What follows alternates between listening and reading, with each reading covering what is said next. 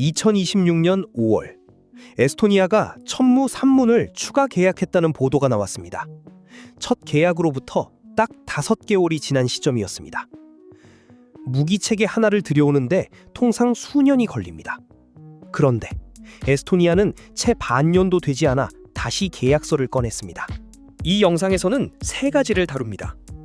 에스토니아가 왜 천무를 선택했는지, 그 짧은 재구매 주기 뒤에 어떤 맥락이 있는지, 그리고 이 흐름이 한국 방산의 유럽 전략과 어떻게 연결되는지. 연합뉴스 보도에 따르면 첫 계약 규모는 약 3억 유로 수준으로 전해지나 매체마다 수치가 달라 단일 수치로 단정하기 어렵습니다. 추가 계약의 금액과 납기 역시 현재 공식 확인이 이루어지지 않았습니다. 확인된 사실과 보도 기반 분석을 구분해서 전달합니다. 먼저 숫자부터 봅니다. 에스토니아는 인구 130만 명의 작은 나라인데요. 그런데 에스토니아 재무부가 유럽연합에 제출한 공식 예산안에 따르면 이 나라는 2026년부터 국방비를 GDP의 5% 이상으로 유지할 계획입니다. 나토 평균 목표치가 2%였던 것과 비교하면 2배 이상입니다.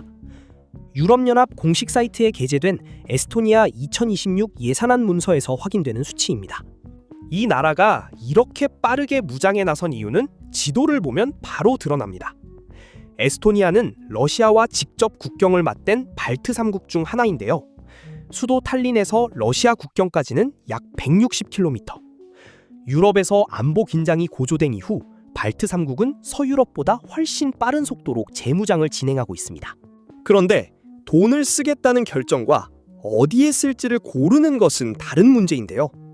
에스토니아가 수많은 선택지 중에서 한국 무기를 고른 데는 이유가 있습니다. 그 이유는 갑자기 만들어진 게 아닙니다. 7년 전부터 시작된 이야기입니다. 2018년, 에스토니아는 처음으로 한국 무기를 들여옵니다. 한화 에어로스페이스의 K9 자주포였습니다. 더구루 등 다수 매체의 보도에 따르면 에스토니아는 이후 누적 36문의 K9 자주포를 계약했습니다. 납기가 지켜지고 운용 이후 정비 지원도 안정적으로 이루어졌다는 평가가 나왔습니다. 한화 에어로스페이스 관계자 역시 K9을 통해 형성된 신뢰가 천무 도입으로 이어졌다고 언급했다고 보도됐습니다. 이 대목에서 한 가지 흐름이 보이는데요. 에스토니아의 천무 선택은 백지 상태에서 이루어진 결정이 아니었습니다. K9이라는 선행 경험이 있었고 그 경험이 신뢰로 쌓였고 그 신뢰가 더 큰 무기체계 도입의 발판이 됐습니다.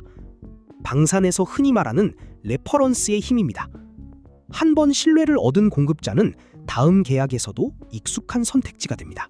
천무 선택에는 또 다른 맥락도 거론됩니다. 디일렉 보도에 따르면 에스토니아가 미국 하이마스의 인도 지원 가능성을 우려해 대안 체계도 검토했다는 분석이 나왔습니다. 다만 이것은 보도 분석이며 에스토니아 당국이 하이마스와 천무를 공식 비교 평가했다는 문서는 현재 확인되지 않습니다.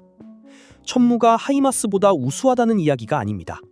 공급 안정성이 구매 결정의 한 변수로 작용했을 수 있다는 맥락입니다. 이제 계약 구조를 봅니다. 2025년 12월 탈린에서 체결된 첫 계약은 GOG 방식이었습니다. GOG, 정부 대 정부 계약입니다. 기업이 기업에게 파는 게 아니라 한국 정부가 에스토니아 정부에게 직접 공급을 보증하는 구조입니다. 연합뉴스 보도에 따르면 코트라가 한국 정부를 대표해 에스토니아 방산투자청과 계약 당사자로 참여했습니다. 이 방식은 단순히 절차의 문제가 아닙니다. G2G 계약이 되면 공급 약속에 국가 신뢰가 걸립니다. 기업 사정이 바뀌어도 정부가 공급 책임을 집니다. 작은 나라일수록 안보 위협이 실질적인 나라일수록 이 구조를 선호합니다. 에스토니아 같은 발트 소국 입장에서는 빠르게 오느냐, 약속대로 오느냐가 무기의 성능만큼이나 무게 있는 기준이 됩니다. 보도에 따르면 첫 계약에는 단순 판매를 넘어 10년 장기 포괄 공급 계약도 병행 체결됐다고 전해집니다. 현지 부품 생산과 정비 체계 구축 추진도 보도됐습니다. 다만 이 부분은 공식 자료 확인이 필요합니다. 방산 수출에서 현지화 조건은 구매국에게 중요한 요소입니다.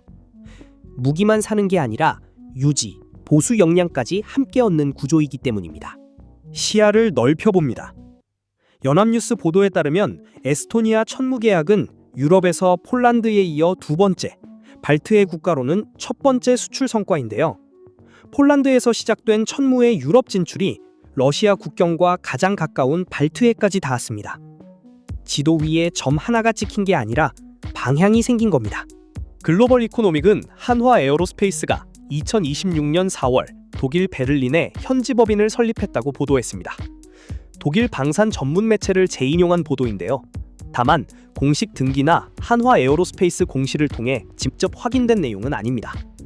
보도가 사실이라면 이는 나토 중심부에서 유럽 전체 공급망을 관리하겠다는 구조적 포석으로 읽힐 수 있습니다.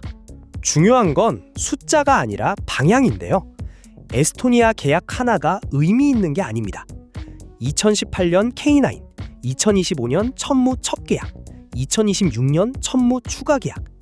이 흐름에서 보이는 건 단발 수출이 아니라 반복 가능한 신뢰 관계입니다. 그리고 그 신뢰가 발트의 한 나라에 그치지 않을 수 있다는 점이 이 사례를 주목하게 만드는 이유입니다. 물론 넘어야 할 과제도 있습니다. 유럽은 자체 방산 역량 강화를 강하게 추진하고 있습니다. 현지 생산 비율 확대, 정비 체계 이전, 기술 협력 조건 등은 앞으로 더 까다로워질 수 있습니다. 이번 추가 계약의 구체적인 금액과 납기는 아직 공식 확인이 이루어지지 않았습니다. 발트해를 넘어 북유럽과 동유럽으로의 추가 확산 가능성은 거론되고 있지만 확정된 것은 없습니다. 다시 처음의 질문으로 돌아갑니다. 왜 5개월 만에 또 계약했을까요? 보도들이 공통으로 거론하는 배경은 두 가지입니다. K9을 통해 검증된 납기와 공급 신뢰, 그리고 GAG라는 구조가 주는 국가 차원의 안정감.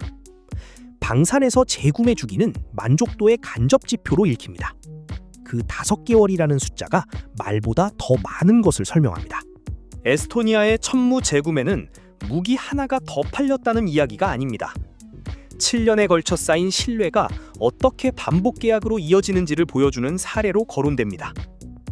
한국 방산이 발트해에서 어떤 위치를 만들어가고 있는지 앞으로의 흐름도 지켜볼 필요가 있는데요. 이 영상이 도움이 됐다면 구독과 좋아요 부탁드립니다. 댓글로 다음에 다뤄봤으면 하는 주제를 남겨주세요.